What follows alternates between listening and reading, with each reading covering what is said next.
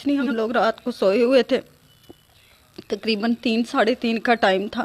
कुछ लोग हमारे गेट से फलांग के हमारे घर के अंदर आए हैं, तो उन्होंने ज़ोर ज़ोर से हमारे हाल वाले दरवाज़े जो वो लकड़ी का बना हुआ उससे को हिट करना शुरू कर दिया।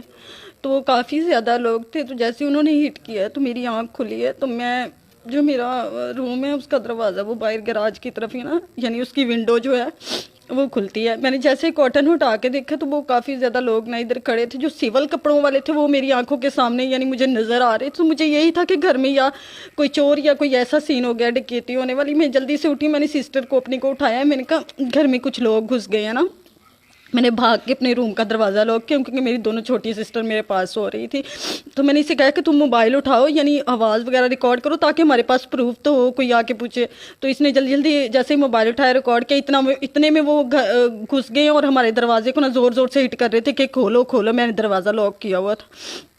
उन्होंने ठुड्डे मारने शुरू किए हैं। हमारे दरवाजे का जो लॉक है वो तोड़ा है, तोड़ के अंदर आए। जैसे ही उन्होंने इसके मेरी छोटी सिस्टर के हाथ में मोबाइल देखा, उन्होंने आके मोबाइल छीना है इससे। मोबाइल छीनने के बाद इसके मुंह पे थप्पड़ मारा है, ज़ोर से थप्पड़ मारा है। तो मैं उनको बार बार बोल रही हूँ क्यों मेरी सिस्टर को मारे हैं। जैसे ही मैंने पूछा तो उन्होंने मुझे हिट किया और धक्का भी दिया। ये देखें, ये नील का निशान भी पड़ा हुआ, मैं जाके बेड के अंदर लगी। उसके बाद हमारी आवाज़ से मामा आई हैं भागती हुई। मेरे बाबा जो हैं वो बुजुर्ग हैं, ठीक है, तो वो सोए हुए थे, उनको इतना खास नज़र भी नहीं आता रात में। तो वो हमारी आवाज़ से आई हैं, तो उन्होंने पूछा है कि वो काफ़ी ज़्यादा लोग थे, वो भाभी के कमरे में भी घुसे हैं, हमारे कमरे में, मेरे कमरे में जो जेवर था 2.5 तोले वो ले गए हैं। भाभी के रूम में 5.5 तोले जेवर था वो ले गए हैं। भाई के गाड़ियों के कागज़ वगैरह सब कुछ जो था घर में वो ले गए हैं। कैश था, बाबा की अलमारी में था, भाई की में था, वो भी ले गए हैं। उसके बाद जब मेरी मामा ने आके उन्हें बोला है कि आप क्यों बच्चियों को मार रहे हैं, तशद्दुद कर रहे हैं, तो उन्होंने मेरी मामा को भी मारा है। मेरी मामा को उन्होंने हिट किया इतनी ज़ोर से, उनको डंडे भी मारे।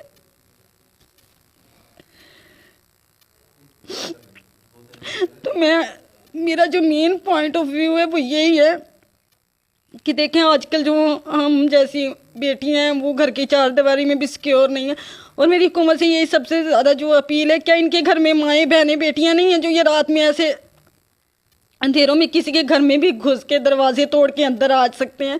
तो मेरी यही दरख्वास्त है कि हमें इंसाफ दिया जाए, और जो हम पर तशद्दुद किया है इसका हमें इंसाफ चाहिए। और मैं कुछ भी नहीं कहना चाहती, ख़ास तौर पे जो उन्होंने मेरी मामा को हिट किया, इतने बुरे तरीके से मेरी बहनों को मारा है, मुझे धक्के दिए हैं, तो हमें इंसाफ चाहिए और हमें कुछ नहीं चाहिए। हमारी वज़ीर आला पंजाब से है, क्योंकि वो भी एक औरत हैं, ठीक है, उनको शायद हमारा जो दर्द है, ये दुख है, ये तकलीफ़ है, वो ज़्यादा बेहतर समझ सकती हैं, क्योंकि वो एक औरत हैं। वो खुद रख के सोचें, यानी जो हमारे साथ हुआ है तो वो हमारा दुख जो है वो बेहतर समझ सकती हैं। तो मेरी उनसे अपील है कि वो हमें जो है इंसाफ फराहम करें, और जो है वो हमारी जो यहाँ पाकिस्तान में जो बच्चियों की इज्जतों पे ऐसे लोग रात में घुस के कुछ भी वार कर सकते हैं, तो प्लीज़ मेरी उनसे यही दरख्वास्त है कि वो हमारी मदद करें और हमारी सिक्योरिटी के लिए खसूस बच्चियों की सिक्योरिटी के लिए कोई ना कोई कदम उठाएं। आज हमारे साथ हुआ है, कल किसी भी बच्ची के साथ ये हो सकता है। तो मेरी जो दरख्वास्त है वो हमारे इधर के जो DPO लिया,